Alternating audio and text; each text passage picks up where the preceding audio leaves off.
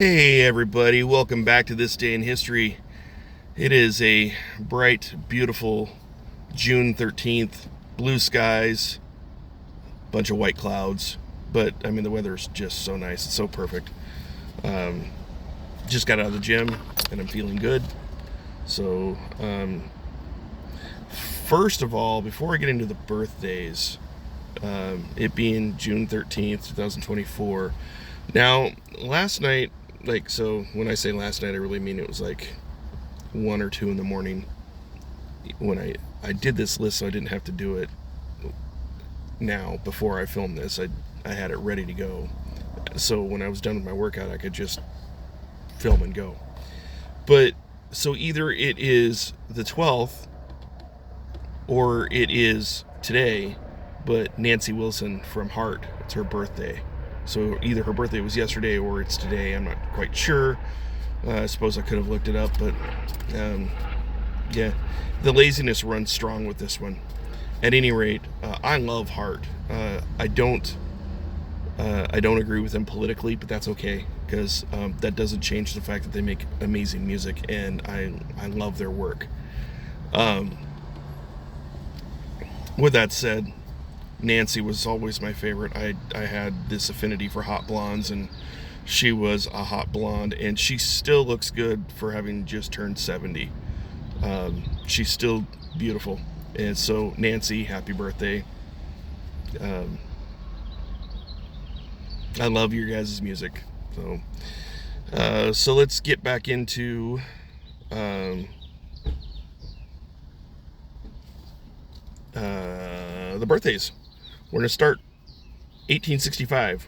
William Butler Yeats. He was an Irish-born poet. He was born on this day in 1865. What's notable about him is that he won the Nobel Prize for Literature in 1923. That was the year my grandmother was born. How cool is that? 1892, British actor Basil Rathbone was born. 1897, this guy's pretty cool. I mean, he's got a pretty impressive Finnish track athlete, Paavo Nurmi.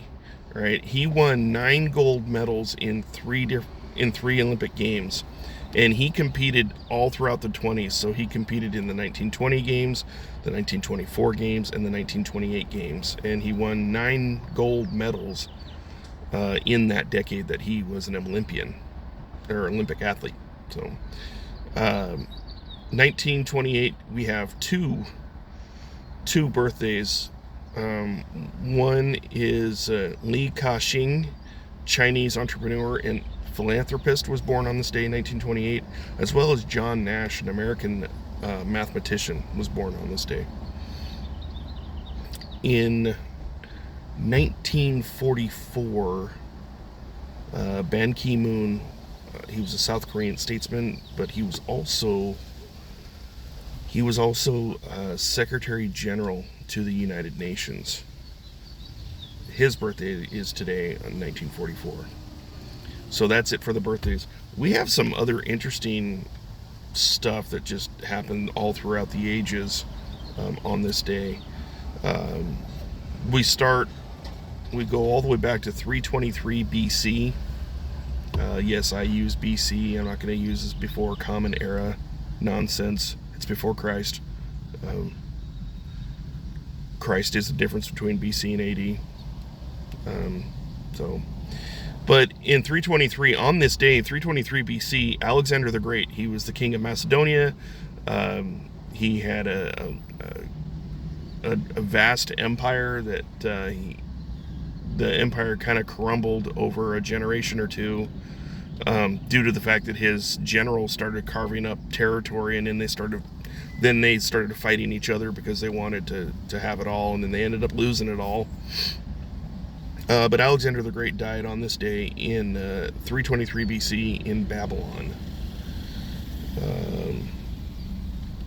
In 1878, the Congress of Berlin met to sign the Treaty of Berlin, and what that treaty concluded was it concluded the last of the Russo-Turkish wars.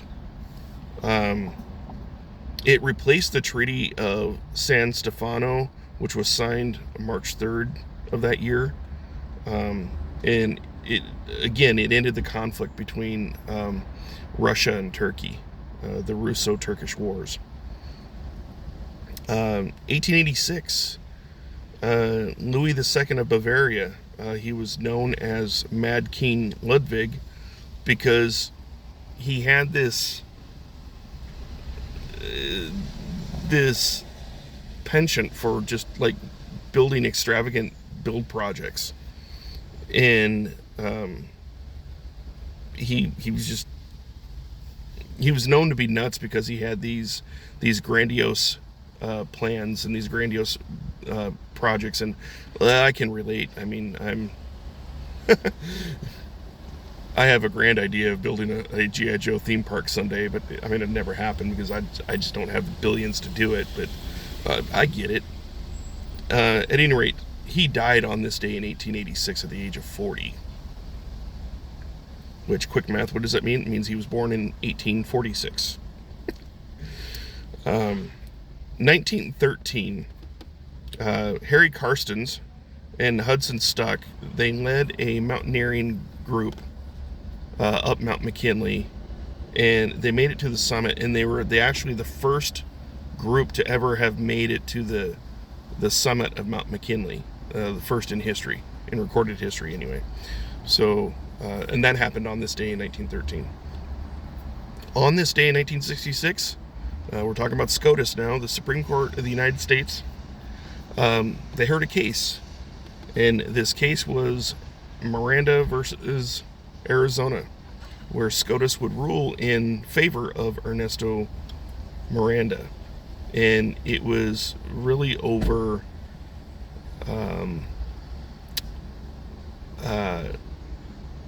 Fifth Amendment rights, and how it really limited law enforcement in what kind of tactics they can use in interrogation, their interrogation methods and the like.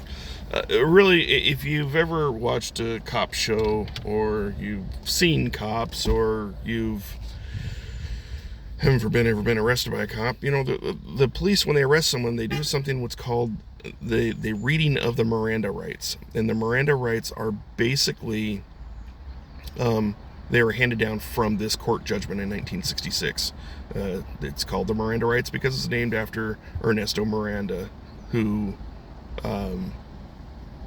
took the state of Arizona to court over his mistreatment, and eventually it got all the way up to the Supreme Court, and he won. And so his day in court meant that we as citizens have we have rights afforded to us, rights that protect us, that cops kind of have to follow. You have the right to remain silent. That's the Fifth Amendment. The Fifth Amendment says that you have the right to not self-incriminate, which means you have the right to remain silent. Furthermore, more recent Supreme Court cases had re-examined the Fifth Amendment, and they've also gone on to say that, you are not, as a citizen, you are not legally obligated to assist a law enforcement officer in the pursuit of their investigation. You don't have to cooperate. I believe that was part of Terry v. Ohio. And if not Terry v. Ohio, it's something else, but it was here in the last 25 years, that the Supreme Court had ruled that citizens are not obligated to assist law enforcement in their investigation. So when the cops grill you, you can just say, plead the Fifth. I'm not answering questions. Under the Fifth Amendment, I don't have to answer questions. It's just like when a cop pulls you over and asks to search your car, you can deny them. You can say, I'm going to invoke my Fourth Amendment right against search and seizure. I do not consent to a seizure. I do not consent to a search. All these things were kind of relative, and I don't know about the Fourth Amendment stuff, but the Fifth Amendment stuff especially was related to the Miranda case. So that happened on this day in 1966.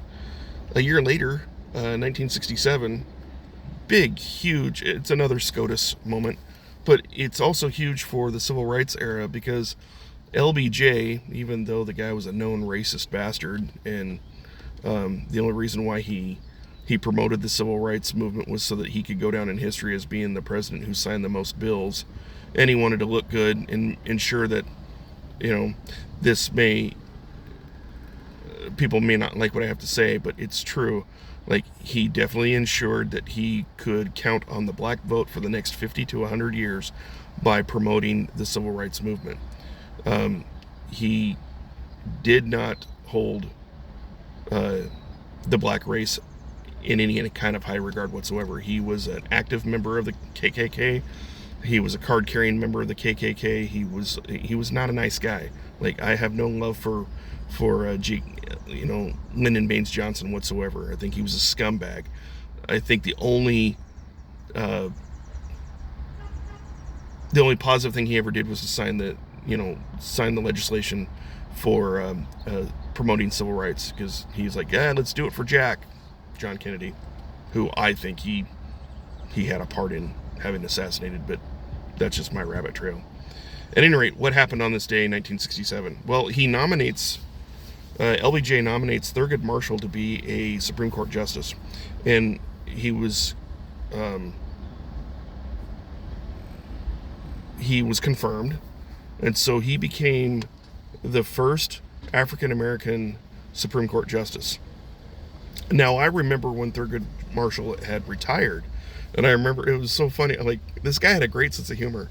I remember at the news conference, one of the journalists had asked him, "Sir, why are you retiring?" And he looked at him and he says, "I'm old. It's time for me to retire." So I love that guy. That guy was a good one. I loved his sense of humor. So Thurgood Marshall became the first black Supreme Court justice on this day in 1967.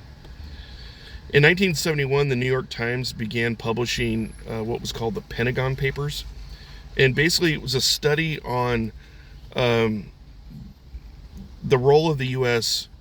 as it related to dealings with Indochina. If you don't know what Indochina is, that's what it was called, or it was also known as French Indochina, because Southeast Asia was a French colony, but Indochina is basically Southeast Asia, i.e., Vietnam, Cambodia, Laos, Thailand, and possibly even Burma, but all that, the Southeast Asia area there, that was Indochina. At any rate, they did a study from World War II until May of '68, and the study was documenting U.S. involvement in the area. Well, I don't know how much U.S. involvement was involved, or I don't know how much the U.S. was involved from World War II to say 1954, 5, somewhere in there, because see, the French had their own little Vietnam War in the 50s. Then they left. And then South Vietnam turned to us and asked us for help against the northern aggression, the communist aggression, and we agreed because, we felt it was the right thing to do to help contain communism.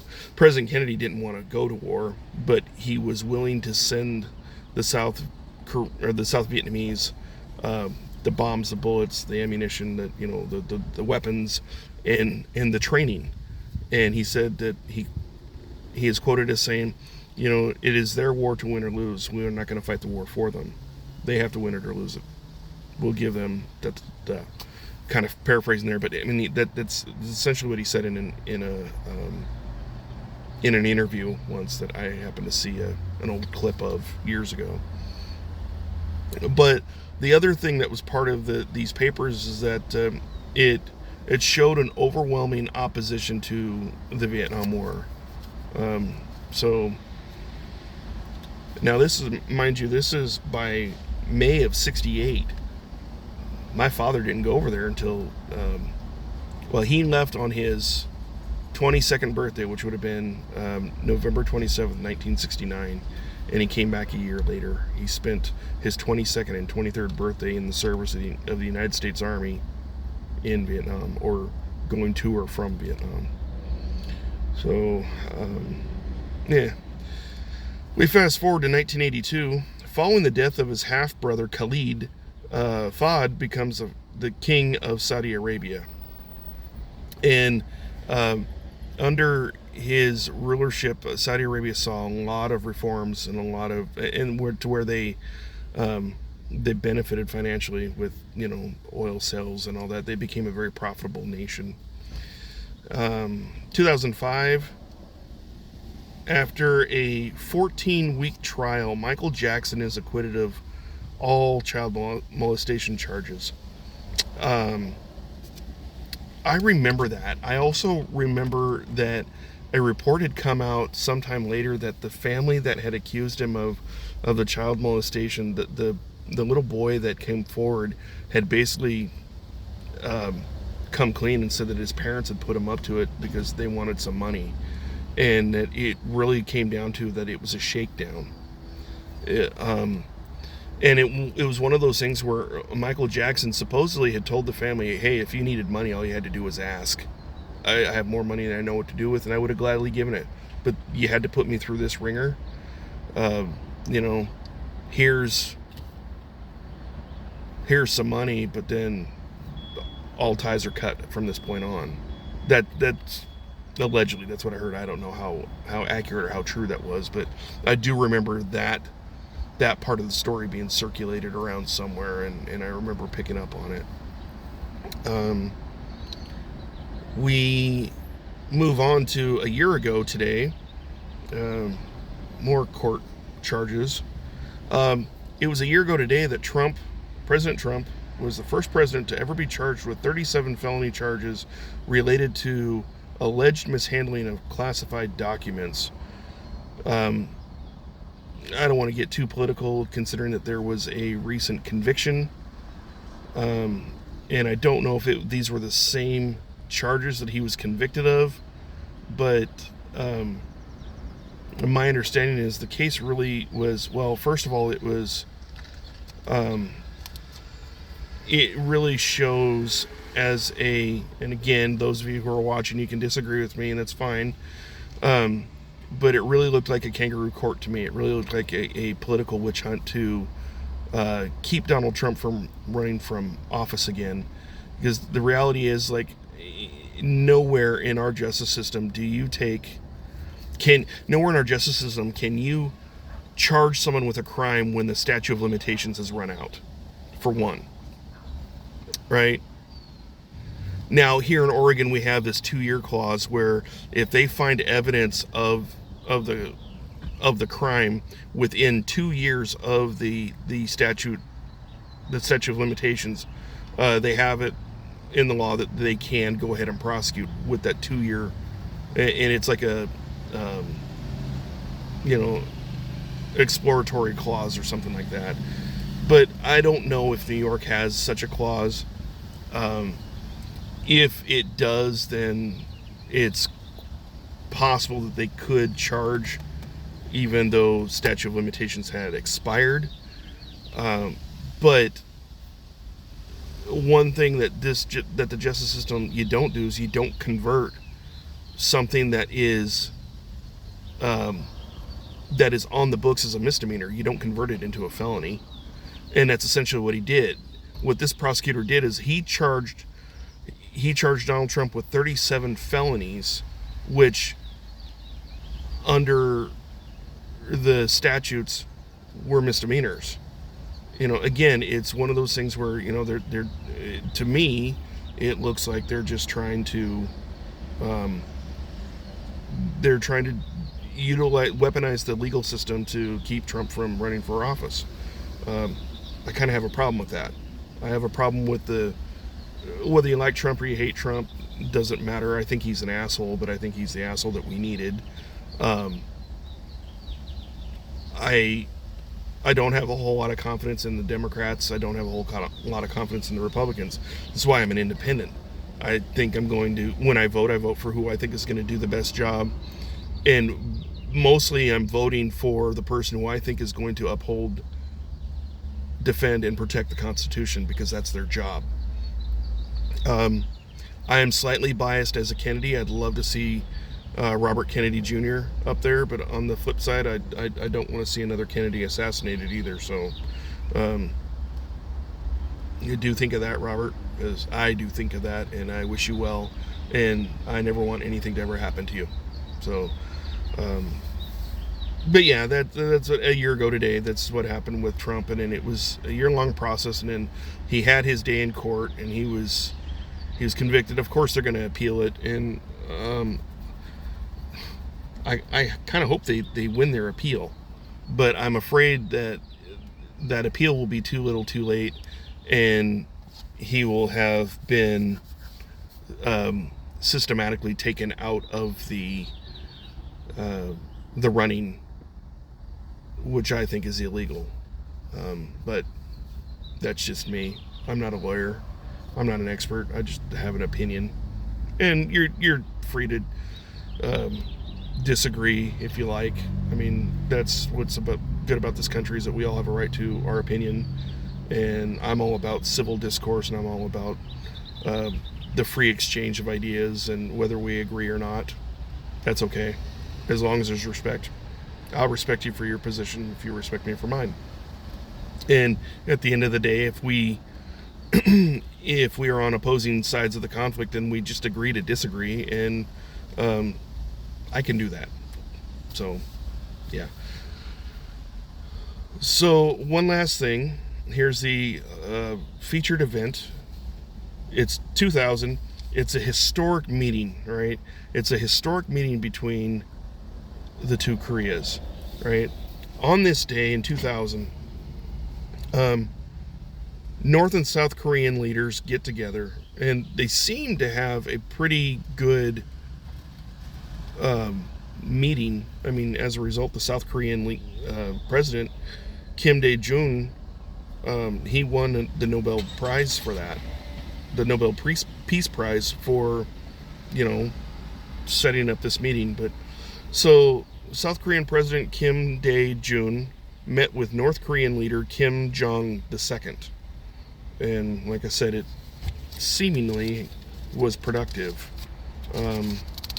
Didn't unify the nation. Didn't. I think it kind of smoothed things over, but it really didn't heal any of the divides that exist. But I mean, baby steps, right? So there we go. So that has been this day in history for June 13th, and we will do it all over again tomorrow, June 14th. All right. So with that, I'm hungry. I'm going to go eat before I have to go to work. So take care. Be blessed. Have a great day. Bye.